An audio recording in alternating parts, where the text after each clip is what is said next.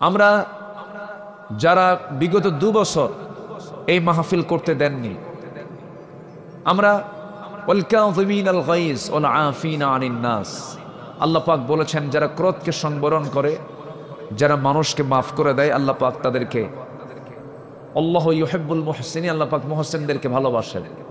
কিন্তু যদি এখনো ষড়যন্ত্রের জাল বিস্তার করতে চান, ক্ষমা কিন্তু হবে না। আসতে বলবেন না, জোরে বলুন ঠিক কিনা। সম্মানিত বন্ধুগণ, আমাদের হৃদয়ে অনেক ক্ষত আছে, এই জন্য কথাগুলো একটু বের হয়। এটাকে বিরক্তের চোখে মনে করলে হবে না। অনেক ক্ষত আছে। আমাকেই সাতক্ষীরাতে 2 বার ডিবি দিয়ে আমাকে ধরে নিয়ে সাতক্ষীরা এসপি অফিসে নিয়ে আমার সঙ্গে অমানবিক আচরণ করেছে। আমি বলিনি এগুলো আগে কথা, এই কথাগুলো আমি আগে বলতে পারিনি। আমাকে 2 বার ধরে আপত্তিকর নোংরা ভাষায় আমাকে এসপি অফিসে নিয়ে 2-3 দিন আটকিয়ে রেখে অমানবিকভাবে মানসিক টর্চার করা হয়েছে, বিভিন্ন গালিগালাজ দেওয়া হয়েছে। মূল কারণ কি জানেন? মূল কারণ হলো আমরা কোরআন থেকে কথা বলি। কিসের থেকে কথা বলি? কোরআন থেকে কথা বলি। তবে আমার বিশ্বাস একটা ক্ষেত্র প্রস্তুত হচ্ছে, আগামীর দিন হবে কোরআনের দিন, আগামীর দেশ হবে কোরআনের দেশ। এই লাইন এই দিকে এগুচ্ছে আমার দেশ, আশা করছি, জোরে বলি ইনশাআল্লাহ। জি, মেহমান দূর থেকে নিয়ে আসছেন, আগামী থেকে মাইকটাও দূর থেকে নিয়ে আসবেন। হ্যাঁ, মানে মেহমান যেহেতু দূরের, তাহলে মাইকটাও যেন কাছের না হয়। মাইকটা অন্তত যশোর যাবেন, বোঝেন নাই? দূর থেকে নিয়ে আসবেন। তাহলে হয় কি, মানে তাদের দোষ না, যাদের এগুলো মাইক, তাদের যতটুকু ক্যাপাসিটি তারা ততটুকুই করবেন। আপনি যত দূরে যাবেন তত তাদের ক্যাপাসিটি, তাদের এটা ভালো। বড় মাহফিল করলে এই বিষয়টা একটু খেয়াল করতে হয়। তারা চেষ্টা করছেন যতটুকু, তবে এটা যথেষ্ট হচ্ছে না। কেন? তাদের ক্যাপাসিটি আছে। কখনো কি এই কি বলে কলারোয়া কি যশোর শহরের সমান হতে পারে? হবে না। খুলনা শহরের সমান হতে পারে? এই থামেন না, সম্মান তো অবশ্যই আছে। জি, সম্মানিত ভাইয়েরা, যাই হোক, আমি এখন আলোচনার দিকে যাচ্ছি। আমরা যারা বসে আছি, আমরা বিবেকহীন না বিবেকবান? একটু ভালো করে বলবেন, বিবেকহীন না বিবেকবান? আল্লাহ তাআলা বিবেকহীনকে কোথায় দিবেন বলেন? কোথায় দিবেন বলেন? জাহান্নাম। বিবেকবানকে জান্নাত দিবেন। বিবেকবান সেই যার মধ্যে ঈমান আছে, যার মধ্যে কি আছে? ঈমান আছে। আমি সূরাতুর রাআদ থেকে, রাআদ মানে হলো বজ্রপাত। বজ্রপাত দেখেন না, বজ্রপাতে মানুষ মারা যায়, যেটাকে এলাকায় কি বলে? চড়কা। ওই যে মানুষ পড়ে যে মারা যায়, হ্যাঁ, বাস বাস বাস পড়িছে, বাস পড়িছে। আচ্ছা আচ্ছা, বজ্রপাত অর্থাৎ কিছু কিছু এলাকায় বলে ঠাডা লাগে, ঠাডাও পড়ছে, এরকমও হয়, এরকমও বলে। এক একটা এলাকায় এক একটা ভাষা আছে। আমি তো আপনাদের সঙ্গে পারবো না। কলারোয়া, সাতক্ষীরা, যশোর, এই ভাষা তো একদম বইয়ের ভাষা। বলি আলহামদুলিল্লাহ। আপনাদের শুধু আমি না, গোটা দেশের কোনো জেলা পারবে না যেটা যশোর, কুষ্টিয়া, নড়াইল, মেহেরপুর, সাতক্ষীরার মানুষ যে ভাষায় কথা বলে, এই ভাষার সঙ্গে পৃথিবীর কোনো বাংলা ভাষার মানুষ পারবে না। বলি আলহামদুলিল্লাহ। এটা আপনাদের জন্মগত দিক, এই এলাকায় জন্ম হয়েছে, এই জন্য আপনাদের ভাষাটা সই। তো বজ্রপাত এই নামেই আল্লাহ পাক এই সূরার নামকরণ করেছেন। আকাশ থেকে বিজলি চমকায় আমরা দেখি। এই বিজলিটা আল্লাহ রাব্বুল আলামিন বান্দাকে দেখান। আল্লাহর ক্ষমতা আছে না নাই বলেন তো? মেঘের ঘর্ষণ হয়। আমি মেবি 2022 সালের শেষ দিকে আমি মধ্যপ্রাচ্যের কাতার থেকে, দোহা থেকে আমি ঢাকা আসতেছিলাম বিমানে করে। তো বিমানে চললে এরকম আমার কখনো মনে হয়নি। সেইবার মনে হলো যে আচ্ছা আমি যেই মেঘমালাগুলো দেখতেছি, বিশাল মেঘমালা, ওই বিমানে চললে দেখা যায়, এগুলো কি ওজন আছে নাকি? এটা মনে মনে চিন্তা করলাম, আমার জানা ছিল না। পরে সার্চ দিয়ে দেখি কিউমুলাস নামে কিছু মেঘমালা আছে যাদের ওজন হচ্ছে লক্ষ লক্ষ টন টন ওজন। আল্লাহু আকবার বলো। আচ্ছা কোনোদিন কি দেখছেন কিছু মেঘমালা, কিছু মেঘখণ্ড ভেঙে পড়ছে? না। যদি ভেঙে পড়তো মানুষ কি বিল্ডিং বানাতো? বিল্ডিং বানায় লাভ কি? মেঘমালা যদি ভেঙে পড়ে কোন বিল্ডিং এ টিকবে? টিকবে না। আল্লাহ রাব্বুল আলামিন এই মেঘমালার যে ওজন আছে আজ থেকে ১৫০০ বছর আগে জানায় দিলেন, হুয়াল্লাযী ইউরিকুমুল বারকা খাউফান ওয়া তামআন ওয়া ইউনশিস সাহাবাস সিকাল। জোরে বলুন আল্লাহু আকবার। তিনি সেই মহান প্রভু যিনি আকাশে মেঘমালাকে উত্থিত করেছেন, ওজন করে উত্থিত করেছেন, ওজন করে রেখে দিয়েছেন। ওজন, মেঘমালার যে ওজন আছে পৃথিবীর মানুষ আগে জানতো না, হালে এসে প্রমাণ করেছে, কোরআন জানিয়ে দিয়েছে আজ থেকে ১৫০০ বছর আগে। জোরে বলি সুবহানাল্লাহ। আমার নবীজি তো বিমানে চড়েন নাই, আমার নবীজি মেঘমালা নিয়ে তিনি কোনো গবেষণাও করার সুযোগ পান নাই। অতএব রাসূল তো এটা জানার কথা না, জানিয়ে দিয়েছেন রাসূলকে বিশ্ববাসীর জন্য। কে জানিয়ে দিয়েছেন? আল্লাহ জানিয়ে দিয়েছেন। এরকম করে বহু তথ্য আছে কোরআনে যেটা আজকে বিজ্ঞান এসে এটাকে প্রমাণ করছে। মানে বিজ্ঞান প্রমাণ করছে না, বিজ্ঞান কোরআন থেকে ধার নিয়ে এটাকে গবেষণায় নিয়ে আসতেছে। বলি আলহামদুলিল্লাহ। বিজ্ঞান তো কখনো কোরআনের ভুল ধরতে পারবে না, কোরআনে বিজ্ঞানের ভুল ধরে ফেলবে, এটাই স্বাভাবিক। কারণ কোরআনটা কার রচনা? কোরআনটা কার রচনা? আল্লাহর রচনা। যিনি আকাশ বানিয়েছেন, যিনি জমিন বানিয়েছেন, তিনি কোরআন নাজিল করেছেন। জোরে বলে সুবহানাল্লাহ। সম্মানিত ভাইয়েরা, সম্মানিত বন্ধুগণ, উলুল আলবাব, এটা কি বলা হলো বিবেকবান। আল্লাহ তাআলা বিবেকবান বান্দা কারা তাদের একটা চিত্র সূরা রাদের মধ্যে করে দিয়েছেন। যদি এই বিবেকবান বান্দার গুণের মধ্যে যদি আমাদের গুণ যদি মিলে যায় তাহলে ভাববো যে আমরা জান্নাতে যাচ্ছি। জোরে বলি সুবহানাল্লাহ। ৯টা গুণ যার মধ্যে ৯টা দিক থেকে যাবে, ৯টা বৈশিষ্ট্য থেকে যাবে, সে হচ্ছে বিবেকবান। কোরআনের দৃষ্টিতে সূরা রাদের কয়েকটা আয়াতকে সামনে রেখে আমি কথা বলছি। সূরা রাদের ১৯, ২০, ২১, ২২ এই ৪টে আয়াতে প্রকৃত বিবেকবান কারা, তাদের চিত্র, তাদের কিছু গুণ, তাদের কিছু বৈশিষ্ট্য আল্লাহ পাক তুলে ধরেছেন। আমরা একটা একটা করে শুনবো। আল্লাহ পাক কি সুন্দর করে বলছেন। আল্লাহ রাব্বুল আলামিন বলেন, আফামান ইয়ালামু আন্নামা উনজিলা ইলাইকা মির রাব্বিকাল হাক্কু কামান হুয়া আ'মা ইন্নামা ইয়াতাযাক্কারু উলুল আলবাব। জোরে বলুন আল্লাহু আকবার। উলুল আলবাব কারা? বিবেকবান কারা? উলুল আলবাব হল আরবি শব্দ, যার বাংলা হচ্ছে বিবেকবান।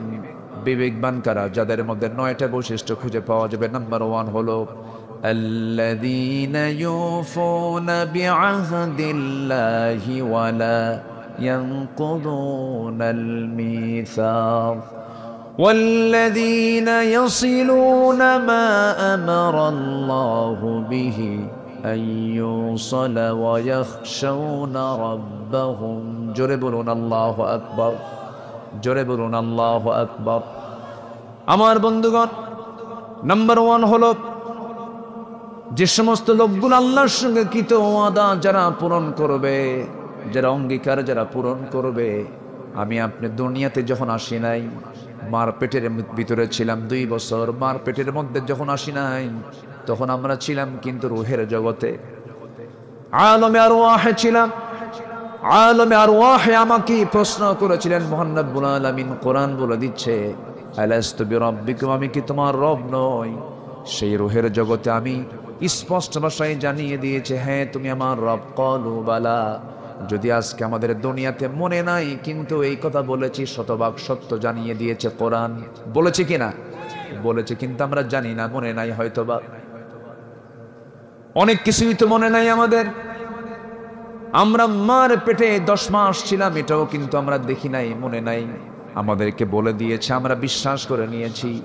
মার পেট থেকে দুনিয়াতে এসেছি, 2টা বছর দুধ পান করেছে, এটাও কারো মনে নাই, কিন্তু বিশ্বাস করে নিয়েছে। আমাকে জানিয়ে দিয়েছেন মা, আমাকে লোকজন বলেছেন তুমি এই মায়ের দুধ পান করেছো, বিশ্বাস করে নিয়েছি।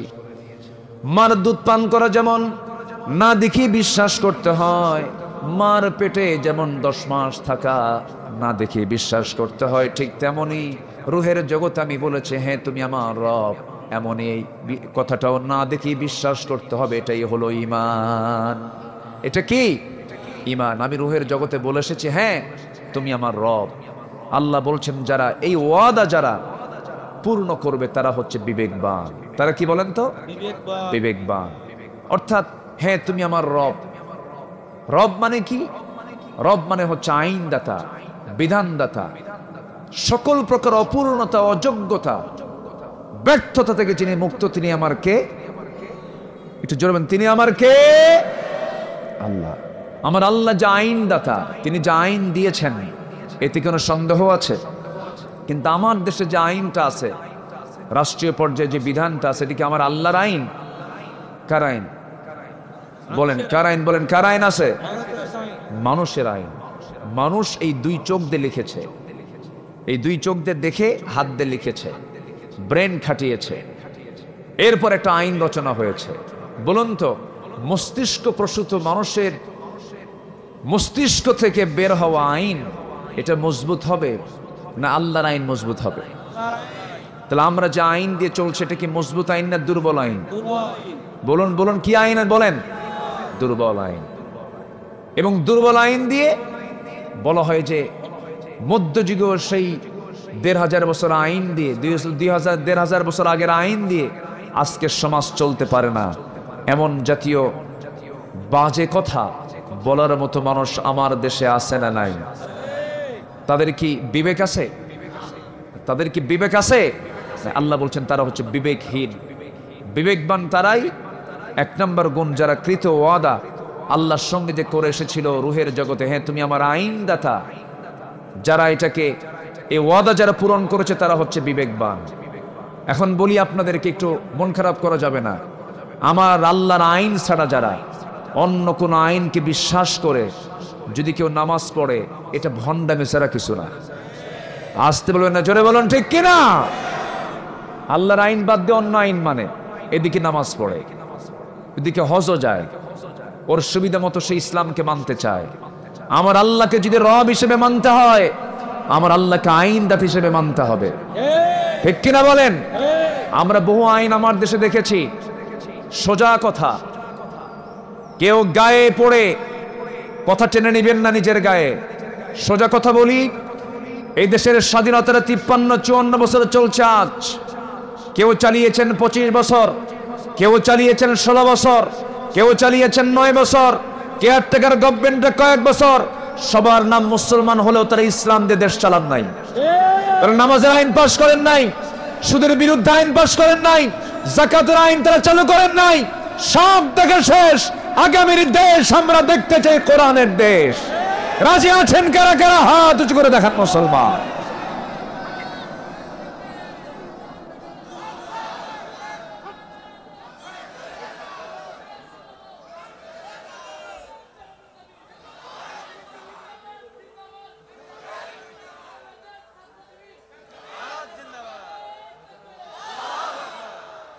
তাফসীর মাহফিল জিন্দাবাদ। আল্লাহ কবুল করুন, জোরে বলে আমিন। আজান হচ্ছে, আচ্ছা আজান হলে সবার পক্ষ থেকে 2-1 জবাব দিলেই তো হয়ে যাবে, সমস্যা নেই। আমি শুনেছি তো এই আজানটা মুখে দিলেই হতো, কাছাকাছি ছিল। যাই হোক, দিয়ে ফেলেছেন মুরব্বী। আবার দেখেন তো বেশি লম্বা যেন না করে, আবার মানে বেশি লোক দেখলে আবার বেশি লম্বা হয়ে যায়। জি সম্মানিত ভাইয়েরা, আসুন আমরা আবার আলোচনার দিকে ফিরে যাচ্ছি। তাহলে সব দেখা তো আমরা শেষ করেছি। কেউ তো কোরআনের আইন তো চায় না।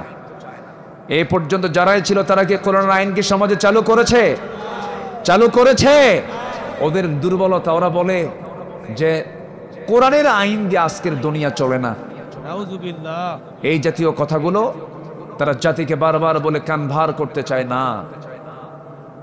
কোটি বছরের সূর্য যদি আলো দিতে পারে, কোটি কোটি বছর আগের সূর্য যদি এখনো তাপ দিতে পারে, সেই সূর্যের যিনি মালিক, কোটি কোটি বছর আগের সেই চাঁদ যদি রাতের ঘড়ি হতে পারে, আকাশের সূর্যের এই আকাশের বয়স যদি কোটি কোটি বছর হলেও যদি এই আকাশ যদি ঠিক থাকতে পারে, সে আকাশের মালিক, জমিনের মালিক, সাত সমুদ্রের মালিক, সূর্যের মালিক, সে আল্লাহ তাআলার বিধান কি সমাজে কার্যকর হতে পারে না?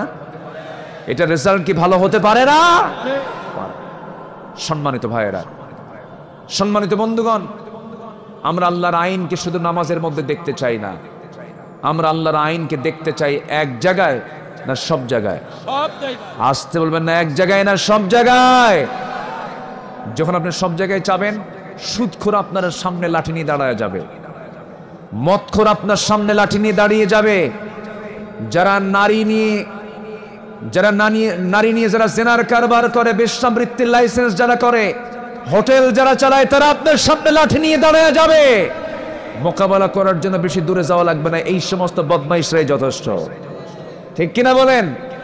এই জন্য জমিন থেকে সকল আইনকে উৎখাত করে সেই জমিনে কার দিন প্রতিষ্ঠা করতে হবে? আল্লাহর দিন। এটা কি একার কাজ না সবার কাজ? সবার কাজ। নবীজি কেন আসছিলেন দুনিয়াতে বলেন? এই দিন কায়েম করা। বলেন, কোরআনকে বলুন, কোরআন তুমি বলো তোমার রাসূলকে তুমি কেন দুনিয়াতে পাঠাইছো বলো। কোথাও বলা হয়নি শুধু নামাজ পড়ার জন্য পাঠাইছি, কোথাও বলা হয়নি শুধু রোজা পালন করার জন্য পাঠাইছি, মাদ্রাসা প্রতিষ্ঠার জন্য পাঠাইছি, কোথাও বলা হয়নি। আপনি কোরআনকে প্রশ্ন, কোরআন একাধিক জায়গায় জবাব দিচ্ছে। কোরআন বলতেছে, হুয়াল্লাযী আরসালা রাসূলাহু বিল হুদা ওয়া দীনিল হক লিইয়ুযহিরাহু আলাদ-দীনি কুল্লিহি ওয়া কাফা বিল্লাহি শাহীদা। আরেক জায়গায় বলছেন, ওয়ালাহু কারিহাল মুশরিকুন। জোরে বলুন আল্লাহু আকবার। তিনি সেই মহান প্রভু যিনি তার রাসূলকে দ্বীনে হক দিয়ে দুনিয়াতে পাঠালেন, যেন তিনি কি করতে পারেন, এই দুনিয়ার মানুষের তৈরি করা যত বিধান আছে। এখন প্রেজেন্ট ওয়ার্ল্ডে আপনি যদি প্রশ্ন করেন, হুজুর আপনি বলুন তো, গোটা দুনিয়াতে এখন আল্লাহর আইন ছাড়া আর কতগুলো আইন মানুষের তৈরি করা আছে? 70 থেকে 80টা। 70 থেকে 80টা। আমার দেশেও কিছু কিছু দল, ওই সমস্ত মানুষের দল, তারা লালন করে। আছে না নাই বলেন? আছে না নাই? মূল জায়গায় হাত দিচ্ছি, একটু মন খারাপ করা যাবে না ভাই। আমার কবরে আমি যাব, আপনার কবরে আপনি যাবেন। এই যে হাজার হাজার মানুষ আপনারা মাহফিল এসেছেন, আমি আব্দুল আমিন আজকে যদি আমি কোনো কথা গোপন করে যাই, কিয়ামতের দিন আপনি কিন্তু আমার বিরুদ্ধে মামলা দিবেন আল্লাহর আদালতে। এই জন্য আমাকে হক কথা বলার দরকার আছে না নাই? আছে। আমার ভাইয়েরা, আমার বন্ধুগণ, আমার রাসূলকে আল্লাহ রাব্বুল আলামিন কেন পাঠালেন, কি জন্য পাঠালেন, আল্লাহ রাব্বুল আলামিন ক্লিয়ার করে বলছেন। সূরা সফ দেখবেন, বাড়িতে গিয়ে মিলায় দেখবেন। সূরা সফ এবং সূরা ফাতার মধ্যে আল্লাহ রাব্বুল আলামিন বলে দিয়েছেন, হে রাসূল আমি আপনাকে পাঠিয়েছি শুধুমাত্র একটাই কারণ, সেটা হলো দুনিয়ার তৈরি করা যত আইন আছে প্রত্যেকটা আইনকে পরাজিত করে সেই জায়গায় আল্লাহর দ্বীনকে বিজয়ী করার জন্য। জোরে বলে সুবহানাল্লাহ। এই বিজয়ী করার জন্য রাসূলকে ঘর বাড়ি ছাড়তে হয়েছে, তায়েফে মার খেতে হয়েছে। ইতিহাস তো বলার সময় নেই আজকে, শুধু ইঙ্গিত দিয়ে যাচ্ছি। মক্কায় রাসূলকে মেরে মেরে অজ্ঞান করে দেওয়া হয়েছে। আমার নবীজির শেষ জীবনে যেদিন রাসূল দুনিয়া থেকে বিদায় নেবেন, আম্মা জান আয়েশার উরুতে মাথা রেখে তিনি প্রচন্ড কাতরাচ্ছিলেন। সেই সময় তার দেহের মধ্যে পুশ করা ইহুদিদের ষড়যন্ত্রের একটা অংশ ছিল। রাসূলকে মেরে ফেলার জন্য তারা খাবারের মধ্যে বিষ ঢুকিয়ে দিয়েছিল। সেই বিষক্রিয়া দেখা দিচ্ছিল, প্রচন্ড জ্বর, রাসূল কাঁপতেছিলেন, ঘাম ঝরতেছিল শরীর থেকে, কপাল ঘেমে যাচ্ছিল। আমার নবীজি বলছেন, আয়েশা আমার বুঝি মৃত্যুর সময় চলে এসেছে, আমি মনে হয় দুনিয়া থেকে বিদায় নিয়ে নেব। তবে আয়েশা একটা কথা বলি, দেখো না, তুমি আমার মাথা থেকে শুরু করে পা পর্যন্ত দেখো, প্রত্যেকটা জায়গায় আমার আঘাতের চিহ্ন। আল্লাহু আকবার বলেন। আমার নবীর মাথা থেকে পা পর্যন্ত শুধু আঘাত আর আঘাতের চিহ্ন ছিল। বিশ আঘাতের চিহ্ন হয়েছিল তায়েফে। আমি তায়েফে যতবার যাই ততবার সেই জায়গাগুলো আমি ঘুরে ঘুরে দেখি আর রাসূলের স্মৃতিচারণ করি। রাসূলকে কেমনে মেরেছিল সেদিন তারা।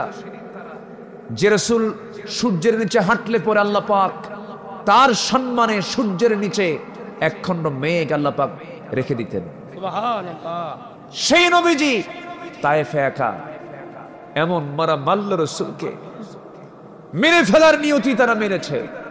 চোকা চোকা পাথর নবীজির হাতের মধ্যে যখন হাত ঢুকতো, তুলার চেয়ে নরম ছিল আমার নবীর হাতগুলো, যখন মেরে দিয়েছে সেই পাথরগুলো, চোকা চোকা পাথর নবীজির মাথা থেকে পা পর্যন্ত লেগে লেগে ক্ষত বিক্ষত হয়ে গেছে।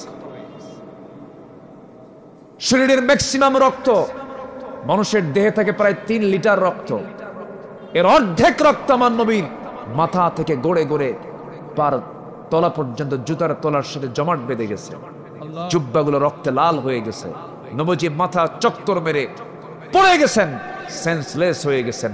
মালাকুল জিবাল এসে বলতেছে, ইয়া রাসূলুল্লাহ, শুধু আপনি অর্ডার করবেন, 2 দিকের পাহাড় দিয়ে চাপা দিয়ে আপনাকে বাঁচানোর জন্য এই তায়েফবাসীকে শেষ করে দেব। রাসূল বললেন, না, লা বাল আরজু, আমি আশা করি এই লোকগুলো যারা আমাকে মেরেছে তারা হয়তো ইসলাম কবুল না করলেও তার সন্তানরা ইসলাম কবুল করবে, আমি এদেরকে মাফ করে দিলাম। রাসূল তাদেরকে মাফ করে দিলেন। আমার নবীজির মাথা থেকে পা পর্যন্ত ক্ষত বিক্ষত চিহ্ন ছিল। বললেন, আয়েশা, এই যে আমার গোটা শরীরে তুমি ক্ষত বিক্ষত হওয়ার চিহ্নগুলো দেখতেছো, তায়েফে আমি মার খেয়েছি, উহুদে আমাকে মেরে দেখো সামনের 2টা দাঁত নাই, খন্দকের পরীক্ষা খনন করতে গিয়ে আমি খাবার পাই নাই, আমার সাহাবীরাও খাবার পায় নাই। সাহাবীগুলো কিনে যখন পরীক্ষা খনন করছিলাম, আয়েশা দেখো কোদাল মারতে মারতে 4টা দিন না খাওয়া, আমার আজকে এই যে কোমরটা বাঁকা হয়েছে, আজ পর্যন্ত কোমর সোজা করতে পারি নাই। আমার ভাইয়েরা, দিন কায়েমের সংগ্রাম করতে গিয়ে যদি গোটা শরীরে আঘাতের চিহ্ন নিতে হয়, দাঁত ভাঙতে হয়, দেশ ছাড়তে হয়, হামলা মামলা খেতে হয়, কোমর কুজা করে ফেলতে হয়, কোমরটা হারাতে হয়, বিশ্বনবীর মতো জায়গা থেকে যদি এমনটা কষ্ট করতে হয়, সেই জমিনে দিন কায়েমের জন্য আমাদের প্রচেষ্টার দরকার আছে না নাই? শুধু মিষ্টি খাওয়া সুন্নাত, দুপুর পরে ঘুমানো সুন্নাত, মাথায় টুপি দেওয়া সুন্নাত, আতর লাগানো সুন্নাত, সুরমা লাগানো সুন্নাত, এই সুন্নাতকে আপনি এক পাল্লায় দিয়ে দেন, আর নবীর দাঁত ভাঙা সুন্নতকে এক পাল্লায় দিয়ে দেন, দাঁত ভাঙা সুন্নতের ওজনটাই বেশি ভারী হয়ে যাবে। সামনের দিনে আমাদের একটাই লক্ষ্য হলো, কোনো কথা মানবো না, কোন আইন মানবো না, কোনো বিধান মানবো না, কোনো ব্যক্তি মানবো না, একটাই কথা হবে, এই জমিন যার হুকুম চলতে হবে তার। ঠিক কিনা? এটাই হচ্ছে 1 নম্বর ওয়াদা। যারা বিবেকবান তারা আল্লাহর সঙ্গে কৃত অঙ্গীকার তারা পূরণ করবে। আরো আছে 9টা তাফসীর মাহফিল, তো এটা কোরআন থেকেই কথা বলা দরকার, ঠিক কিনা বলেন? এই জন্য আমি আয়াতকে মিস করছি না, আমি আয়াতকে লেগেই সামনের দিকে এগুচ্ছি। আরো 8টা পয়েন্ট আছে। এদিকে আজান হয়েছে, কোনো টেনশন নাই। আমরা নির্দিষ্ট সময়ের চাইতে একটু পরেই আমরা একসঙ্গে এখানে জামাতে নামাজ পড়বো। জোরে বলি ইনশাআল্লাহ, জোরে বলি ইনশাআল্লাহ। সম্মানিত ভাইয়েরা, কষ্ট পাচ্ছেন নাকি আপনারা? কোনো অসুবিধা নাই তো? জোরে বলি ইনশাআল্লাহ। সম্মানিত ভাইয়েরা, তাহলে নাম্বার 1 হচ্ছে কি, যারা আল্লাযীনা ইউফুনা বিআহদিল্লাহ, যারা আল্লাহর সঙ্গে কৃত অঙ্গীকার যারা পূরণ করবে। ওই যে বলে এসেছিলাম, তুমি আমার রব, তুমি আমার আইনদাতা। দুনিয়াতে যারা এই রুবুবিয়্যাতকে প্রতিষ্ঠার জন্য, আল্লাহর আইনকে জমিনে প্রতিষ্ঠার জন্য যারা সংগ্রাম করবে, আন্দোলন করবে, তাদের ওয়াদা পূরণ হচ্ছে, এরাই হচ্ছে বিবেকবান। যদি বলি আল্লাহু আকবার। এই যে 2-1 করে ওঠে কেন চাচা? Any problem? বসে না নামাজে, নামাজে চাচা নামাজে যাচ্ছেন, নামাজ পড়বেন? ও চাপ চাপ না, ঠিক আছে, অনেক বয়স হয়ে গেছে। জি, যারা মাযুর তারা ঠিক আছে, কিন্তু দাড়ি কাছা গেলে কিন্তু খবর আছে। বসেন, কেউ যাবেন না, কারণ মাহফিলের সৌন্দর্য রক্ষার দায়িত্ব কি বক্তার একার না সবার? আশপাশে যারা আছেন সবাই পাহারা দিবেন, মাহফিল যেন দোয়া পর্যন্ত ঠিক মতো আমরা যেন সুন্দর করে সম্পন্ন করতে পারি। জোরে বলি আমিন। এদিকে জনসভা না ইবাদতের জায়গা? বলেন বলেন বলেন বলেন, কিসের জায়গা? ইবাদতের জায়গা। এটাই মনে করে আমরা বসবো। অগণিত সওয়াব, অগণিত সওয়াব, যে সওয়াবের কোনো গণনা হবে না। অগণিত সব আল্লাহ পাক ফেরেশতার মাধ্যমে লিখতেছেন। বলি আলহামদুলিল্লাহ। 1 নম্বর চলে গেল। নাম্বার 1, যারা ওয়াদা ভঙ্গ করে না। যারা কি ভঙ্গ করে না বলেন? রাসূল এক জায়গায় বলেছেন, লা ঈমানা লিমান লা আহদা লাহ। তার ঈমানই নাই যার ওয়াদা নাই। যার ওয়াদা ঠিক নাই তার কি নাই? ঈমান নাই। এটা কি মোল্লার কথা না আমার নবীর কথা? নবীর কথা, মুহাম্মদ সাল্লাল্লাহু আলাইহি ওয়াসাল্লাম। তাহলে এখন বলেন, এই ওয়াদা পৃথিবীর এই জীবনে, মানব জীবনে চলতে গিয়ে সব জায়গায় এরকম ওয়াদা আছে না নাই বলেন তো? আছে। যেরকম ব্যবসা করতে নিয়ে ওয়াদা করতে হয়, কথা বলতে নিয়ে ওয়াদা করতে হয়, কোন একটা জায়গায় যাব ওয়াদা করতে হয়। প্রত্যেকটা জায়গায় কিন্তু একটা ওয়াদা থাকে। এই ওয়াদা যারা ঈমানদার তাদের কখনো ওয়াদা ভঙ্গ হবে না। আর যার ওয়াদা ভঙ্গ হয় সে কি বিবেকবান না বিবেকহীন? বিবেকহীন। বলেন, বিবেকবান না বিবেকহীন? বিবেকহীন। আপনি একটা ব্যক্তির সঙ্গে ওয়াদা করেছেন, ভাই তুমি আমার থেকে 2 লক্ষ টাকা পাও, আমি তোমাকে অমুক দিন দেব। এই কথাকে পুঁজি করে সেই লোকটা বলছে, ভাই একজন লোক আমাকে 2 লক্ষ টাকা দেওয়ার কথা, এই টাকাটা আমি তোমাকে অমুক দিন আমাকে একজন দেবে, এর পরের দিন আমি তোমাকে দেব। তাহলে আপনার এই ওয়াদার কারণে তিনি আরেকজনকে ওয়াদা করেছেন, আরেকজনকে তিনি আবার ওই টাকাটা দিবেন, তিনি আবার আরেকজনকে বলেছেন। যিনি শুরুতে ওয়াদা ভঙ্গ করলেন সে কি বিবেকবান না বিবেকহীন? আচ্ছা, মানুষের ঈমানের চেক হয় নামাজে না লেনদেনে? লেনদেনে। ভালো করে বলবেন, লেনদেনে। ভালো করে বলবেন। মানুষের ঈমানের চেক হয় নামাজে না লেনদেনে? ও, নামাজের দরকার নাই, বলতে হবে নামাজেও দুইটাই, লেনদেনেও। নামাজ ঠিক আছে কিন্তু লেনদেন উল্টা পাল্টা আছে কিনা বলেন তো? ও কি বিবেকবান না বিবেকহীন? বিবেকবান না বিবেকহীন? বিবেকহীন। আমার বন্ধুগণ, এখন এই সমস্ত আলোচনার ভিতরে একটা হাদিস আমাকে ঢুকাতেই হচ্ছে। আমার বন্ধুগণ, রাসূল বলেছেন, আয়াতুল মুনাফিকি সালাস। মুনাফিককে চেনার জন্য 3টা সিম্পটম তোমরা দেখবা। যদি 3টা সিম্পটম কারো মধ্যে পাও, সেই লোকটা মুনাফিক। নাম্বার 1, ইদা ওয়াদা আখলাফা, যখন সে ওয়াদা করে ওয়াদা ভঙ্গ করে। নাম্বার 2 হলো যখন তার সামনে আমানত রাখা হয় আমানতের খেয়ানত করে ফেলে। নাম্বার 3 হলো যখন সে কথা বলে মিথ্যা কথা বলে, বাজে কথা বলে। এই 3টা বদঅভ্যাস যার মধ্যে আছে সেই লোকটা মুনাফিক। বলেছেন মুহাম্মদ সাল্লাল্লাহু আলাইহি ওয়াসাল্লাম। তাহলে যারা মুনাফিক হয় তারা কি বিবেকবান হয় না বিবেকহীন হয়? বিবেকহীন হয়। তাহলে উলুল আলবাব যদি হতে চাই, 1 নম্বর ওয়াদা ঠিক রাখতে হবে। কার সাথে? আল্লাহর সাথে যে ওয়াদা ছিল সেই ওয়াদা আমরা ঠিক রাখবো। নাম্বার 2 হচ্ছে অঙ্গীকার আমরা ঠিক রাখবো। আমাদের যে ওয়াদা এটা আমরা সব জায়গায় ঠিক রাখার চেষ্টা করব। ইন্নাল্লাহা লা ইউখলিফুল মিআদ। আল্লাহ তাআলা নিজেও কখনো ওয়াদা ভঙ্গ করেন না। আমরাও সে আল্লাহর গুণটা লালন করবো। আমরা কখনো ওয়াদা ভঙ্গ ইচ্ছা করে কখনো ভঙ্গ করব, অনিচ্ছাই হতে পারে। বান্দার ভিতরে তো অনেক সময় বান্দাই তো পারে না, আর সব পারেন কে? আল্লাহ। কিন্তু আপনি চেষ্টা করার পরেও আপনি পারেন নাই, এটা আল্লাহ পাক আপনাকে মাফ করতে পারেন। কিন্তু প্ল্যান করে আপনি ওয়াদা করে ওয়াদা পূরণ করছেন না। বলুন তো, একটা প্রশ্ন করে, আজকের সমাজে যে টাকা ঋণ দেয় সে বিপদে, যে টাকা ঋণ নেয় সে বিপদে। বলেন বলেন, এটা কি একটা আদর্শ সমাজের বৈশিষ্ট্য? এটা বলেন তো। যে দেয় সে বিপদে, আর যে নেয় সে নিরাপদে। সে কি বলেন? সে নিরাপদে। যারা ব্যবসায়ী না তারা আমার আজকের আলোচনা খুব খুশি হচ্ছেন। ভালো করে কন, হালকা তো করেও টাকা তুলতে পারি। আল্লাহ তাআলা দেখেন কিভাবে সুন্দর করে কথাগুলো সাজাচ্ছেন। তো টাকা পায় একজন, বলতেছে, ভাই তুমি আমার থেকে টাকা নিলে অমুক দিনের কথা বলে, আজকে তো দেওয়ার কথা, তুমি দাও কেন? না, তুমি আরেক দিন আসো।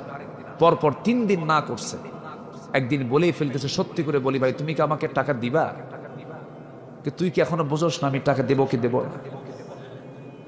রাগের ঠেলায় যে পাওনাদার, যে টাকা পায়, রাগের ঠেলায় সে বলেই ফেললো, আল্লাহ তুমি সাক্ষী থাকো, ওর কাছ থেকে আর কোনোদিন টাকা চাবো না। যা, তোর কাছ থেকে যে টাকা পাই সেই টাকা আমি হাসরের দিন তুলে নেব। জবাবে কয় লম্বা ডেট পাইলাম। কি ডেট পাইলাম? লম্বা। লম্বা ডেট। তাহলে বলেন এদের কি ইমান আছে? না। আজ থেকে এদের কি ইমান আছে?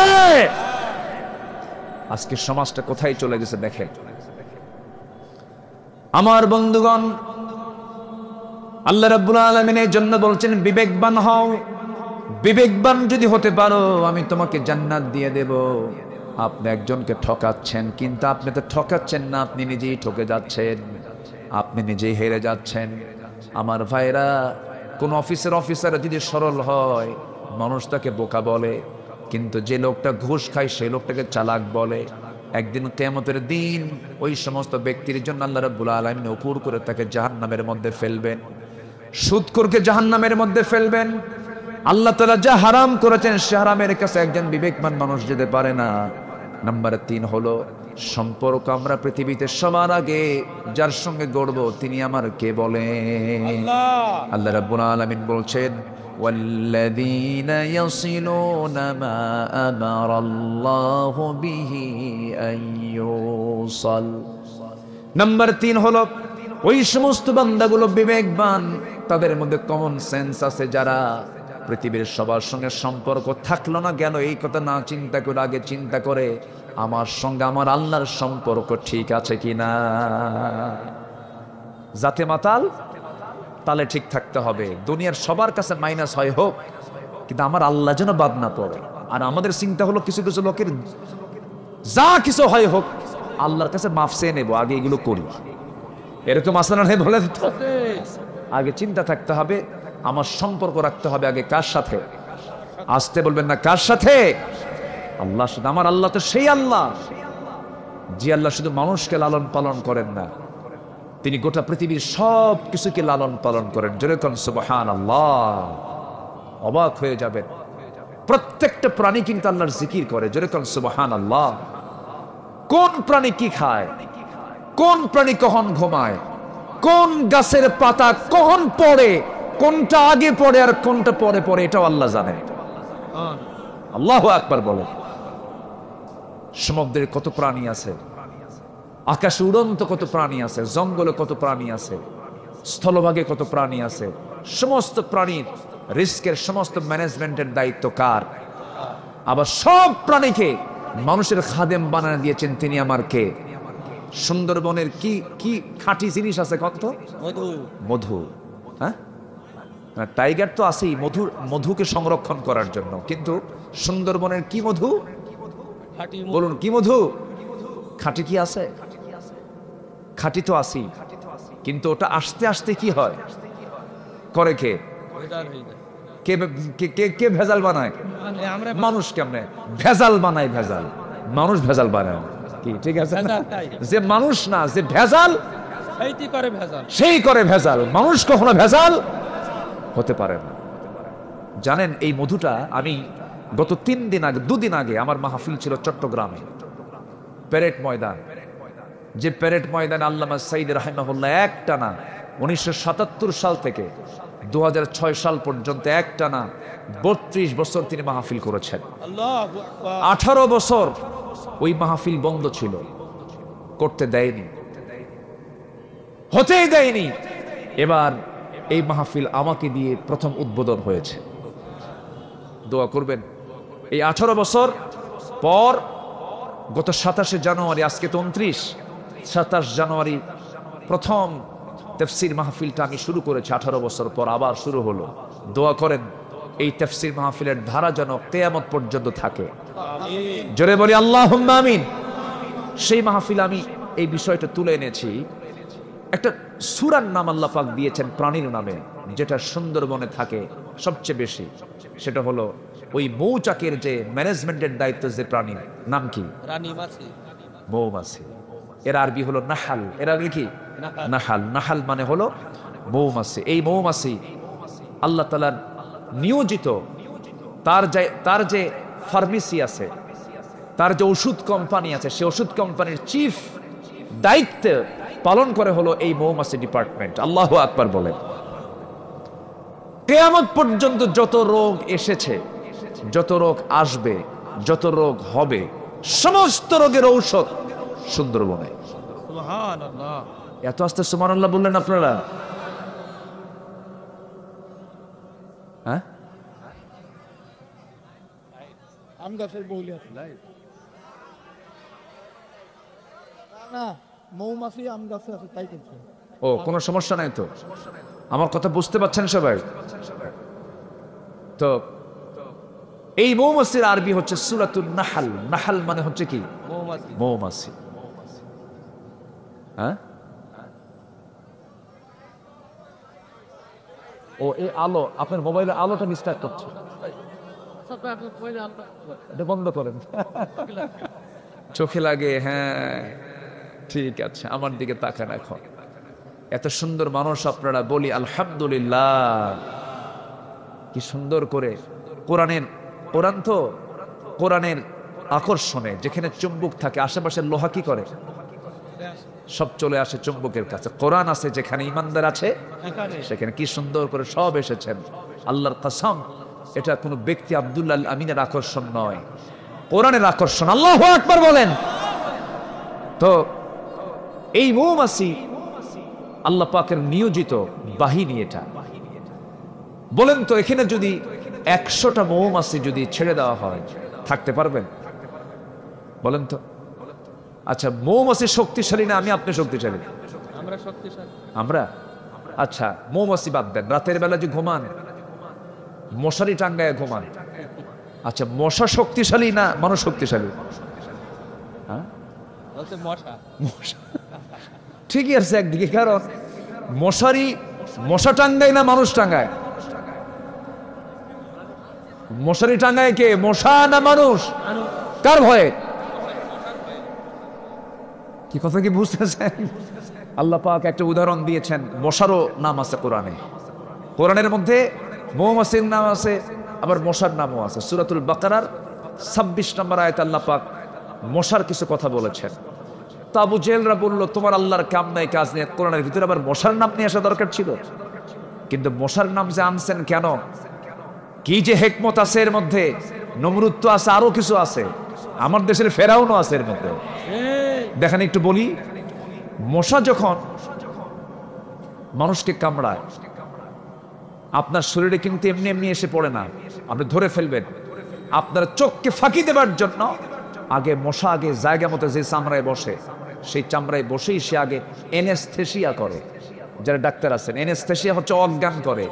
ওই জায়গাটুকু চামড়াটাকে অবশ করে, অবশ কইরা এরপরে হোল ফুটায় এবং বুঝায় সলিমুদ্দি তোর 14 গোষ্ঠ টের পাবে না। ঢুকায় সে রক্ত নেয়, রক্ত নিতে নিতে সে যদি পরিমাণ মতো রক্ত নেয়, বংশ বিস্তারের জন্য স্ত্রী মশা এটা খায়। এই রক্ত ছাড়া মশার প্রজনন হবে না, মশার বংশ বৃদ্ধি হবে না। তো পরিমাণ মতো নিয়ে চলে গেল, ও বাঁচলো, আমরাও টের পেলাম না। কিন্তু কিছু মশা আছে বেহুশ। কি মশা? বেহুশ। এমন খাওয়া খায়, এমন পেট ভারী হয়ে যায়, 2 পাখা দিয়ে আর সে তার দেহকে উড়াতে পারে না। মূর্তি সে হাতের চাপাই পড়ুক, আর যে চাপাই পড়ুক পুরা শেষ হয়ে যায়, আর নড়তে পারে না। এই 16 বছর যারা ক্ষমতায় ছিল, এরা খাইছে কম না খাইছে বেশি? কিসের মতো? মশার মতো। বেহুশ মশার মতো। কি মশার মতো? বেহুশ মশার মতো। মনে করে নাই যে ধরার জন্য একজন পেছনে আছেন আল্লাহ তাআলা। খাইছে বেশি, মরছে তাড়াতাড়ি, ঠিক কিনা? এখনো যারা খেতে চান একটু কম খান। কি এখনো যারা খেতে চাচ্ছেন, চাঁদাবাজি করতেছেন, একটু কম খান, একটু হুঁশ নিয়ে আসেন, বেশি খায়েন না। বেহুশ খাইলে কিন্তু জনগণ শুধু ইন্ডিয়া না, একদম দিল্লি পার করে আরেক দেশে পার করে দেবে, ঠিক কিনা? এগুলো মাথায় রাখতে হবে। আমাদেরকে কথাগুলো বলতে দেন। আমরা কোন দলীয় এজেন্ডা পূরণ করার জন্য এখানে আসি না। আলেম হিসাবে কোরআনকে সামনে নিয়ে আমাদের কথা বলার অধিকার আছে না নাই? কথা বলতে হবে। নাম্বার 2, শীতের রাতে মশা কম থাকে, কিন্তু আপনি দেখলেন আপনার bedroom, drawing room, dining room, kitchen room কোথাও মশা নাই। শুয়ে পড়ছেন রাত্রেবেলা, লাইট বন্ধ করা মাত্রই 5 মিনিট পরই কিছু মশা আপনার কানের কাছে এসে সারেগামা পাদানিশা শুরু হয়ে গেছে, ঠিক আছে? তো এই মশাটা আপনাকে দেখলো কেমনে? কেমনে সে টের পেল যে আপনি এখানে শুয়ে আছেন? সায়েন্স বলতেছে 75 ফুট দূর থেকে টের পায় একটা মশা এখানে কলসরির মধ্যে শুয়ে আছে। সুবহানাল্লাহ বলবেন না? ক্ষমতা কে দিয়েছেন? আল্লাহ। কে দিয়েছেন বলেন? আল্লাহ। মশাকে দুর্বল চোখে দেখার কোনো সুযোগই নাই। আবার এই মশা যখন আপনার গায়ে যখন পড়ে, আপনার কানের কাছে এসে যে ভন ভন করে যে আওয়াজটা হয়, এই কানের কাছে এসে যে আওয়াজটা করতেছে এটা কিন্তু তার ভোকাল কর্ডের কোনো আওয়াজ নয়, কণ্ঠের কোনো আওয়াজ নয়। মাসে যে দুই পাখা নিয়ে ওড়ে, সেই পাখার আওয়াজ আপনার ঘুমটা নষ্ট হয়ে যায়। এই পাখা যে তার দেহে প্রত্যেকটা সেকেন্ডে সেকেন্ডে নড়ে, প্রত্যেক সেকেন্ডে প্রত্যেকটা মশা তার পাখা নড়ায়। সায়েন্স বলতেছে একবার নয়, দুবার নয়, প্রতি সেকেন্ডে 500 থেকে 600 বার পর্যন্ত পাখা মশা তার পাখা ঝাপটান মারে। যেরকম সুবহানাল্লাহ। প্রতি সেকেন্ডে কয়বার? 500 থেকে 600 বার। আজ পর্যন্ত কোনো মেশিন, এত দ্রুতগামী মেশিন তৈরি হয়নি। সুবহানাল্লাহ বলবেন না? ইন্নাল্লাহা লা ইস্তাহি আন ইয়াদরিবা মাসালাম মা বাউদাতান, এবং বাউদাতান হচ্ছে ইস্তি মশা। মশা যে কামড়ায়, পুরুষ মশা কামড়ায়, ইস্তি মশা কামড়ায়। আল্লাহ পাক 1500 বছর আগে ইস্তি মশার কথাই বললেন। আল্লাহু আকবার বল। আচ্ছা গেল, এখন মৌমাছির দিকে আসেন। মৌমাছির কথা বলছিলাম। এই মৌমাছি তার ডিপার্টমেন্ট হলো মৌচাক। আল্লাহ পাক এই মৌমাছির মধ্যে আবার ক্লাস আছে, পুরুষ আছে, মহিলা আছে, কর্মী আছে, আবার অ্যাডমিনিস্ট্রেশন চালায়, প্রশাসন চালায়, এমন কিছু ডিপার্টমেন্টের কিছু মৌমাছি আছে। আল্লাহ পাক সবাইকে দায়িত্ব দেননি।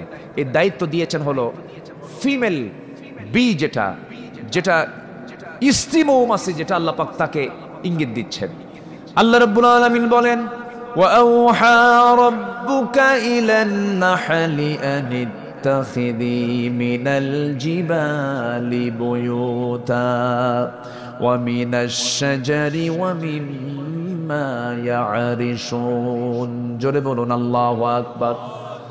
আল্লাহ রাব্বুল আলামিন স্ত্রী মৌমাছিকে বলছেন, স্ত্রী মৌমাছি সুন্দর করে বাসা প্রস্তুত করো, গাছের ডালে, পাহাড়ের নিচে তোমরা সুন্দর করে বাসা বানাও, সুন্দর করে বাসা প্রস্তুত করো, সুন্দর করে বাসা তৈরি করে সেখানে মৌচাকে তোমরা মধুগুলা হরণ করো। আমার বন্ধুগণ, এই মৌমাছি যখন কোন মৌচাকে মধুগুলো নিয়ে আসে, আল্লাহ রাব্বুল আলামিন সেই পথ তৈরি করে দিয়েছেন। সুম্মা কুলি মিন কুল্লি সামারাতি ফাসলুকি সুবুলা রাব্বিকা যুলুলা।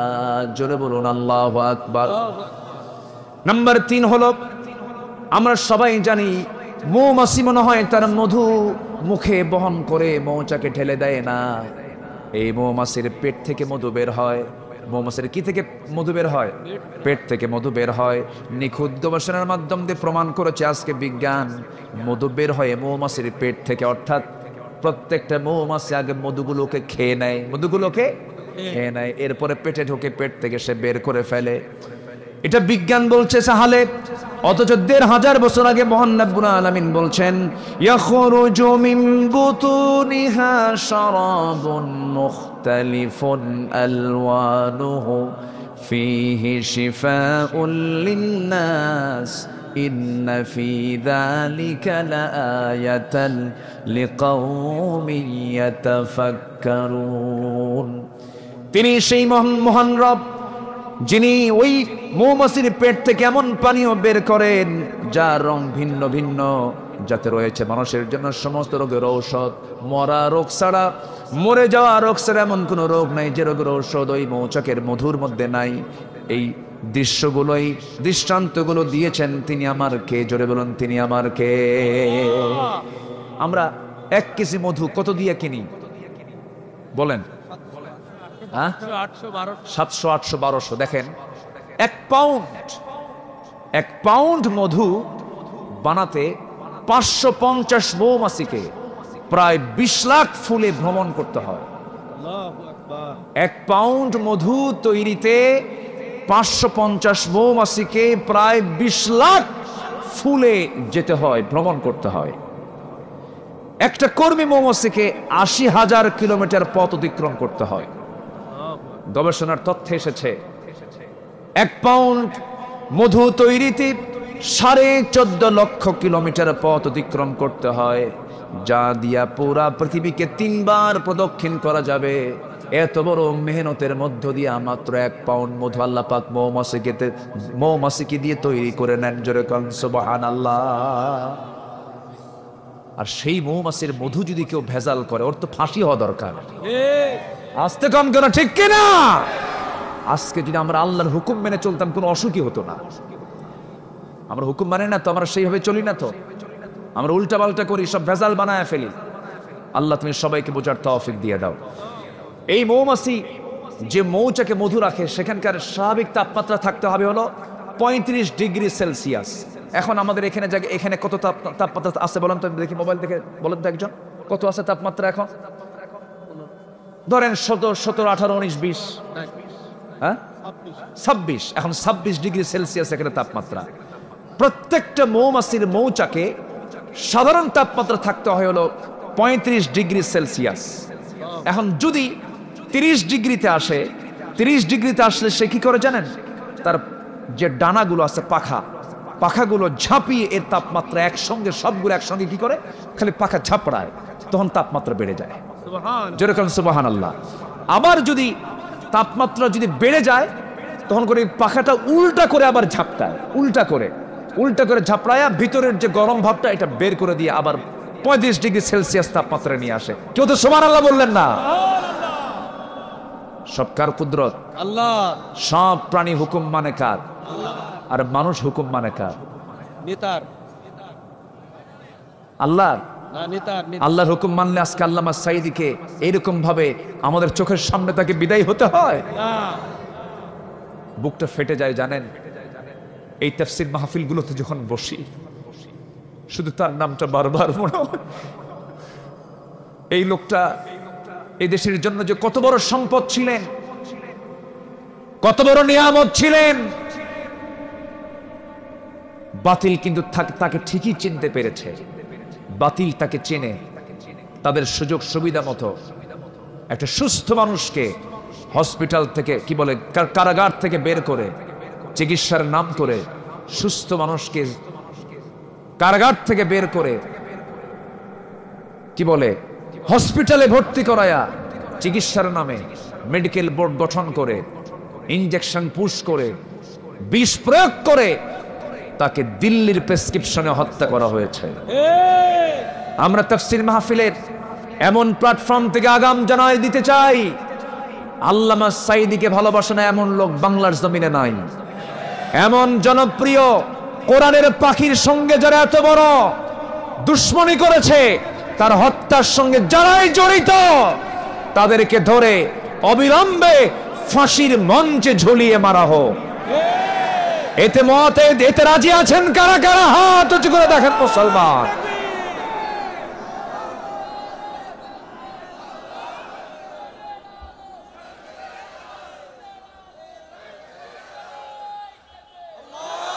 আলেম উলামা যেখানে, আল কোরআন যেখানে, কোরআন হাদিস যেখানে, নারায়ে তাকবীর। সব সমস্যার সমাধান দিতে পারে আল্লাহ। বলেন, সব সমস্যার সমাধান দিতে পারে আল কোরআন। এই বিশ্বাস আছে তো ইনশাআল্লাহ? আগামীর দেশ আমরা কোরআন দিয়ে সাজাবো। জোরে বলে ইনশাআল্লাহ। ইনশাআল্লাহ। আর কেউ রাজাকার গালি দিয়ে লাভ নাই, আর কেউ মৌলবাদ বলে গালি দিয়ে লাভ নাই। জি আলহামদুলিল্লাহ। এই সময় জি জি শুকরিয়া, আলহামদুলিল্লাহ। বসো। দাদির জন্য দোয়া চেয়ে কিছু দান করে গেছে, আল্লাহ কবুল করো। জোরে বলি আমিন। একটা ফরজ কাজ কিন্তু আমাদের বাদ পড়ে আছে। কি নামাজ বলেন তো? আসরের নামাজ। সবাইকে 5 ওয়াক্ত নামাজ পড়ি। 5 ওয়াক্ত নামাজ আজকের থেকে আর ছাড়বো না, কারণ মরণ তো এখান থেকে উঠতেও পারি, নাও পারি। এই হলো জীবনের গ্যারান্টি। আমরা কেমন সিদ্ধান্ত নিতে পারি? হাজার হাজার মানুষ আজকের এই তাফসীর মাহফিলে আজকের থেকে সিদ্ধান্ত নিলাম, আল্লাহ তোমার হক, তোমার সঙ্গে ওয়াদা করেছিলাম তুমি আমার রব, তোমার রুবুবিয়্যতের ঘোষণা দেওয়ার জন্য আমার উলুল আলবাব হয়ে, বিবেকবান হয়ে সিদ্ধান্ত নিলাম, জীবনে আর 1 ওয়াক্ত নামাজ কোনোদিন ছেড়ে দেব না। সবাই কি রাজি আছেন? হাত উঁচু করে দেখেন তো সবাই একটু। জোরে বলি ইয়া আল্লাহ। আমাদেরকে 5 ওয়াক্ত সালাত সালাত আদায় করার আদায় করার তৌফিক তৌফিক তুমি আল্লাহ দিয়া দাও। দিয়ে দাও। জোরে বলি আমিন, আরো জোরে আমিন, আরো জোরে আমিন। হাত নামান। সবাই রাগ করলেন নাকি আপনারা? নামাজ পড়লে কি আমার লাভ না আপনার লাভ? আমাদের লাভ আচ্ছা, আল্লাহ আমরা যদি নামাজ না পড়ি আল্লাহর কোনো যায় আসে? না, যায় আসে না। তাহলে নামাজ পড়লে কার লাভ হবে? নিজের লাভ হবে। নামাজ আমরা পড়বো, কেউ ছাড়বো না। জোরে বলি ইনশাআল্লাহ। আমি যদি আর কিছু সময় নেই, নামাজটা বড় ঝুঁকিপূর্ণ হয়ে যাবে। সব দিকে আমরা খেয়াল করব। দোয়ার বিষয় আছে, আরো কিছু বিষয় আছে। কেউ উঠবেন না কিন্তু, আমি সবাইকে নিয়ে দোয়া করব। যাদের আব্বা আম্মা আছে কেউ উঠবেন না। জীবিত আছে অথবা মরা আছে, না বাপ মা ছাড়া কেউ আছেন নাকি? কারো জীবিত আছে, কারো মৃত্যু। সবাইকে নিয়ে আমরা দোয়া করবো। একটা লোক উঠবেন না। সবাইকে নিয়ে আমরা ধীরে ধীরে দোয়ার দিকে যাচ্ছি। শুধু পয়েন্ট আকারে উলুল আলবাব কারা? কারা উলুল আলবাব কারা? বিবেকবান মানুষ যাদের মধ্যে 9টা গুণ আছেন। আমি 3টা বলেছি। 1 নম্বর হচ্ছে কার ওয়াদা পূর্ণ করা? আল্লাহর ওয়াদা। নাম্বার 2 হচ্ছে অঙ্গীকার ভঙ্গ না করা, ওয়াদা ভঙ্গ না করা। নাম্বার 3 হচ্ছে সম্পর্ক বজায় রাখতে হবে কার সাথে? নামাজ বাদ দিয়া, না, নামাজ সহ। নাম্বার 4 ভয় করবো একজনকে, তিনি আমার কে। নাম্বার 5 বিচার দিবসকে ভয় করব। নাম্বার 6 ধৈর্য ধরব। নাম্বার 7 নামাজ কায়েমের সংগ্রাম করব। নাম্বার 8 গোপনে প্রকাশ্যে দান করব। নাম্বার 9 ভালো কাজের দ্বারা মন্দ কাজকে প্রতিহত করব। এই 9টা গুণ আছে যার, আল্লাহ বলছেন সেই বান্দাই হচ্ছে উলুল আলবাব। আমি ওর জন্য জান্নাত রেডি করে রেখে দিয়েছি। সুবহান আল্লাহ কবুল করুন। জোরে বলি আমিন। যারা আলেম ওলামা আছেন তারা আলোচনা একটু হলেও তারা হকটা পেয়েছেন।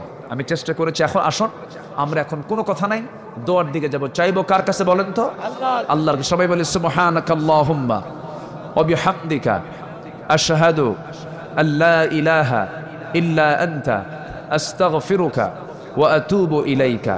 চিৎকার মেরে বলি, ইয়া আল্লাহ, আমার জীবনের সগীরা কবীরা, ছোট বড় সব গুনাহ তুমি আল্লাহ মাফ করে দাও।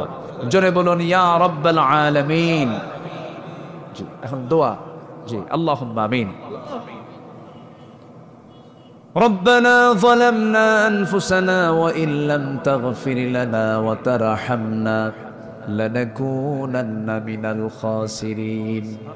মিষ্টি বিকেল গধূলি বেলা হাজারো মুসলমান নরনারী নিয়ে তোমার কালামে 2-3টা আয়াত রেখে সামনে রেখে উলুল আলবাব কারা, প্রকৃত বিবেকবান লোকগুলো কারা তোমার দৃষ্টিতে, সেই বিষয়গুলো নিয়ে কথা বলেছি।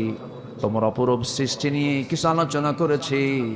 তোমার শাহী দরবারে কাঙ্গাল ভিখারীর মতো 2টো হাত পেতেছি। আল্লাহ, গুনার দিকে নজর দিও না। বান্দা মনে করে তামাম জিন্দেগির গুনাহগুলোকে মাফ করে দাও। জনম দক্ষিণী মা যার দুনিয়া থেকে বিদায় নিয়েছেন, জিন্দেগির গুনাহগুলো মাফ করে দাও। কবরগুলোকে জান্নাতের টুকরা বানায়া দাও। আব্বা আম্মার জন্য কি দোয়া তাও শিখিয়ে দিয়েছ। রব্বিরহামহুমা কামা রব্বায়ানি সগীরা, রব্বিরহামহুমা কামা রব্বায়ানি সগীরা। ও আল্লাহ, বিশেষ করে মাহফিলটার আয়োজন করলেন যারা, শোনার জন্য কষ্ট করে আসলেন যারা, বিনিময়ে কিয়ামতের কঠিন ময়দান যেদিন কেউ কাউকে চিনবে না, এমনকি মা সন্তানকে পর্যন্ত স্বীকার করে বসবে, যেদিন মানুষ কাঁদতে কাঁদতে চোখের পানিগুলো ফুরে যাবে, চোখ থেকে রক্ত বের হওয়া শুরু হয়ে যাবে, সেই কঠিন মুসিবতের দিন এ মাহফিল সবার জন্য নাজাতের মাধ্যম তুমি আল্লাহ বানায়া দিও। আয় আল্লাহ তাআলা, আমার ডানে বামে সামনে পেছনে যত ভাই হাত তুলেছেন সবার হাতগুলোকে তুমি আল্লাহ চালায় নাও। গোটা পৃথিবীর মুসলমানদেরকে একটা প্ল্যাটফর্মে আসার তৌফিক দিয়া দাও। বাংলার জমিনকে তুমি আল্লাহ কোরআনের জন্য কবুল করে নাও। বাইতুল আকসা তুমি আল্লাহ মুসলমানদের হাতে তুলে দাও। মুসলমানদের কাশ্মীরে তুমি আল্লাহ মুসলমানদের হাতে তুলে দাও। আয় আল্লাহ তাআলা, দুনিয়া থেকে কোন দিন বিদায় নেব জানি না, ডান হাতে আমলনামা না আসা পর্যন্ত মরণ দিও না। এই মাহফিলটার পিছনে সবচেয়ে বড় মেহনত ছিল যার, সেই ছেলেটা আজকে দুনিয়া থেকে বিদায় নিয়েছে। আরিফ, ভাগ্যবান যুবকের নাম, তুমি তার কবরটাকে জান্নাতের টুকরা বানায় দাও। নাইমকে তুমি আল্লাহ কবুল আর মঞ্জুর করে নাও। সবার নাম তো আমার জানা নাই, যার যা চাওয়া তুমি আল্লাহ পাওয়া করে দিও। দুনিয়া থেকে কোন দিন বিদায় নেব জানি না, মরতে যখন হবে তুমি আল্লাহ শহীদি মত কপালে দিয়ে দিও। কোন দিন মরবো রে তুমি আল্লাহ ভালো করে জানো, তবে যেদিন মরবো আমাকে টেনে হেঁচে সব কবরের দিকে নিয়ে চলে যাবে। কবরের শোয়া দেবে রে, বাঁশ চাপা দেবে, মাটি চাপা দেবে। আমার মাথার চুলের মেয়াদ 24 ঘন্টা, চুলগুলো খসে খসে পড়বে, চামড়াগুলো গলে গলে পোকার পেটের খাবার হবে। পেটের নারী বুড়ির সব চোখ মুখ কান নাক দিয়ে বের হওয়া শুরু হয়ে যাবে রে। কিম্ভূত কিমাকার চেহারা হয়ে যাবে, চেহারা চেনা যাবে না। ও আল্লাহ, এই তো দুনিয়ার নিয়ম রে আল্লাহ। বুঝতে পেরেছি তুমি ছাড়া কোনো বন্ধু আমাদের নাই। অন্তিম সময়ে যখন চলে আসবে জবানে জারি করে দিও লা ইলাহা ইল্লাল্লাহু মুহাম্মাদুর রাসূলুল্লাহ। মুখে আজান হবে যাদের অজু আছে, মুখে আজান হবে যাদের অজু আছে, মেহেরবানি করে নামাজে এখনই দাঁড়িয়ে যান, কিবলামুখী হয়ে দাঁড়িয়ে যান। फूल फूल तो बुलबुल का तरन्नुम भी न हो, चमन दहर में कलियों का तबस्सुम भी न हो, बलगल उला बिकमालिही कशफत तुजा बिजमालिही, हसनत जमीउ खिसालिही, सल्लु। খুলনা অঞ্চলের সাতক্ষীরা জেলার কলারোয়া উপজেলার গয়ড়া কলেজ মোড় সমাজসেবা সংঘ কর্তৃক আয়োজিত কলেজ মোড় জায়ে মসজিদ মাহফিল ইন্তেজামি কমিটি কর্তৃক আয়োজিত আজকের এই দিনের বেলা তাফসীরুল কোরআন মাহফিল 2025, আজকের এই মহৎ আয়োজনের সম্মানিত সুযোগ্য সভাপতি, আজকের এই মহৎ আয়োজনের সম্মানিত সাহেবে সদর জনাব ডাক্তার রমজান আলী, সাবেক চেয়ারম্যান মহোদয়, মজলুম চেয়ারম্যান মহোদয়, আজকের এই প্রোগ্রামের সম্মানিত সঞ্চালক পরিচালক জনাব মাওলানা, আমার প্রিয় ভাই, প্রায় 25 বছর আগের থেকে তার সঙ্গে যার আমার পরিচয়, আমার প্রিয় ভাই আনোয়ার হোসেন, প্রায় 25 বছর। এরপর উপস্থিত হযরত উলামায়ে কেরাম, বিশেষ করে আমার আগ দিয়ে যিনি কথা বলেছেন, সুরের মূর্ছনায় আপনাদের হৃদয়ের খোরাক জুগিয়েছেন এই কলারোয়ার কৃতি সন্তান মুহতারাম মাওলানা, আমার বন্ধুবর খাদিমুল ইসলাম হাফিজাহুল্লাহ। কথা বলেছেন আমার অত্যন্ত কাছের, আমার স্নেহধন্য, আমার অনুজ মাওলানা ওবায়দুর রহমান চন্দনপুরী। উপস্থিত হযরত উলামায়ে কেরাম, ফদলা ইজাম, সুশীল সমাজ, জাতির শ্রেষ্ঠ সন্তান, শিক্ষক মণ্ডলী, জাতির বিবেক, সাংবাদিক বৃন্দ, সামনে উপস্থিত আজকের মাহফিলের প্রধান আকর্ষণ, যাদেরকে নিয়ে আজকের এই সাজানো গোছানো বর্ণাঢ্য আয়োজন, তাওহীদের পতাকাবাহী, কালেমার ঝান্ডাবাহী, দিন ইসলামের নর শারদুল বীর মুজাহিদ, প্রাণ প্রিয় সম্মানিত দিনী ভাইরা, আড়ালে বসে আছেন শ্রদ্ধেয়া সম্মানিতা মা বোনেরা। আলোচনার সূচনায় আনুষ্ঠানিকতার মধ্য দিয়ে আমার পক্ষ থেকে আবারও দিল খোলা সালাম, আসসালামু আলাইকুম ওয়া রাহমাতুল্লাহি ওয়া বারাকাতুহু। সবাই কেমন আছেন? আলহামদুলিল্লাহ। আপনি কেমন আছেন? সবাই কেমন আছেন? যে আমাকে প্রশ্ন করলেন, আল্লাহ তাআলা তো আজকে আমাকে আপনার সাথেই বসে রেখেছেন। আলহামদুলিল্লাহ। ইতিপূর্বে এই মাহফিল দুবার চেষ্টা করেছে বাস্তবায়ন করার জন্য, দুবার। ফেরেশতারা করতে দেয়নি। ফেরেশতা কেন বললাম? ফেরেশতা যেমন চোখে দেখা যায় না, এখন ওদেরকেও চোখে দেখা যাচ্ছে না, এই জন্য ফেরেশতা কইলাম।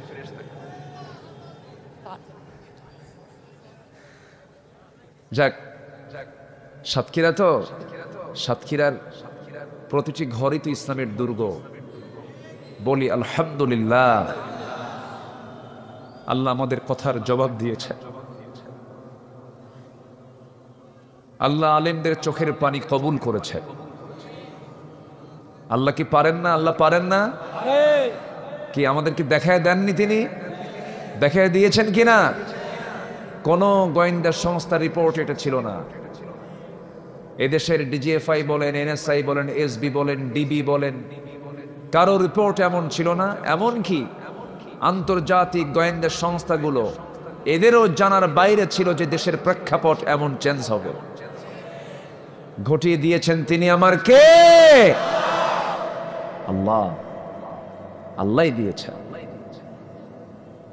কিন্তু ওরা যা পারে, ইমানদার লোকটা পারে না। ইমানদার যারা, তারা সব কাজ তো করতে পারবেও না। আমরা শুধু তাদেরকে এতটুকু এই কথাই বলবো, তওবা করে ফিরে আসো, তওবা করে ফিরে আসো। বলবেন আর কি? আসল জনিত নাই। বিমানে চড়ে তারা যাওয়ার সুযোগ হলো না, ভাঙ্গা একটা হেলিকপ্টারে কইরা 4-5টা সুটকেস নিয়ে চলে গেছে। ঠিক আছে না? যাই হোক, আজান হবে আর 20-25 মিনিট পর। তো আজান হলেই যেন একটা নড়াচড়ার দৃশ্য যেন আমার চোখে না পড়ে। আমরা আজকে বৃহত্তর দিক তাকিয়ে পরিবেশ পরিস্থিতির আলোকে আমরা সিদ্ধান্ত নিয়েছি মাহফিলে বসার আগেই, আমি একক না, আমি সবাইকে নিয়ে বসে আমরা একটা সিদ্ধান্ত নিয়েছি। চেয়ারম্যান মহোদয়ের সঙ্গে কথা বলেছি। আমরা আজকের মাহফিলটা নির্দিষ্ট নামাজের যে সময়, যদিও এটা উচিত না, কিন্তু মাহফিলের সৌন্দর্য রক্ষার্থে, কোরআনের জন্যই আমরা নির্দিষ্ট সময় চাইতে আমরা 20 থেকে 25 অথবা সর্বোচ্চ 30 মিনিট পরে আমরা আজকে নামাজটা আদায় করব। জোরে বলি ইনশাআল্লাহ। এটা নিয়ে কোনো ফতুয়া হবে না তো? আবার নড়াচড়া হবে না তো?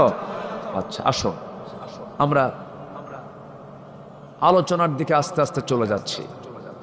আমার খাদিমুল ভাই, তিনি আপনাদের সামনে মসজিদের উন্নয়নের জন্য অনেক চেয়েছেন, আপনারা অনেক দিয়েছেনও আলহামদুলিল্লাহ। কিন্তু উনি ব্যাগটা মনে হয় দেন নাই, চাদরটা মনে হয় দেওয়া হয়নি। দিয়েছিলেন কি না? ব্যাগ কি দেওয়া হয়েছিল? ভিতরে দেওয়া হয়েছিল? ও তাই, আচ্ছা। তাহলে আল্লাহর ঘর তো, আমি একটু মানে জাস্ট আপনাদেরকে একটু কষ্ট দিই, 2 মিনিট আল্লাহর ঘরের জন্য আমি একটু বলবো। দয়া করে কেউ রাগ করবেন না। কত বিড়ির টাকা, বিড়ি খায় শেষ হয়ে যায়। একটু একটু আজকে নয় বিড়ি খাইলেন না, 7 দিন না হয় বিড়ির ব্যাপারে একটু হরতাল করলেন। একটু ব্যাগ যাবে কই? ব্যাগগুলো দেন। ব্যাগগুলো যাবে 2 থেকে 3 মিনিট, যে যা পারি। আমার মা বোন যারা আসছেন তারাও সবাই আমরা দিল থেকে আল্লাহর ঘরের জন্য, এই যুব সমাজ 2বার আয়োজন করে 2বারই ধাক্কা খেয়ে গেছে, পারে নাই। এই মাহফিলটার তারা আয়োজন করেছে। আরিফ নামে একটা ছেলে তো দুনিয়াতেই নাই, সে আয়োজকদের একজন ছিল, সে মারা গেছে। সে প্রধান আয়োজক ছিল। আল্লাহ তুমি তার কবরটাকে জান্নাতের টুকরা বানায় দাও। তো ব্যাগ যাচ্ছে, সবাই দিবেন জিকিরের তালে তালে, যে যা পারি। আমার মা বোন, আমি দেখতে চাই আজকে কম্পিটিশনের দানের দিক থেকে আজকে পুরুষের চাইতে মায়েরা আগায়া যাবে ইনশাআল্লাহ। জিকির করি সুবহানাল্লাহ আলহামদুলিল্লাহ লা ইলাহা,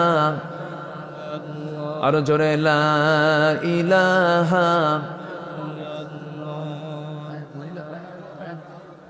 মহিলা প্যান্ডেলে যারা ভলেন্টিয়ার আছেন, খুব গুরুত্বের সঙ্গে মনোযোগ দিয়ে শুনুন। ব্যাগগুলো মেয়েদের মধ্যে দিয়ে দেন, মাদের দায়িত্ব দিয়ে যে যা পারে। আমার মা, আপনার আঁচল থেকে আপনার মনের আশা কি, সে আশাটাকে আগে মাথায় নিয়ে লালন করে নিয়ত করবেন, আগে দিবেন ফের অবশ্যই এতগুলো মানুষের দান এর সাথে আপনার দান মিশে যাবে, অবশ্যই আল্লাহ পাক দোয়া কবুল করবেন ইনশাআল্লাহ। তো যাচ্ছে ব্যাগ সবাই দিবেন। আপনার যে কোনো সমস্যা নিয়ত করেন, নিয়ত করবেন আপনি, কবুল করবেন কে? আল্লাহ। জিকির করেন সুবহানাল্লাহ আলহামদুলিল্লাহ লা ইলাহা ইল্লাল্লাহ সুবহানাল্লাহ আলহামদুলিল্লাহ। আরো জোরে লা ইলাহা সুবহানাল্লাহ আলহামদুলিল্লাহ।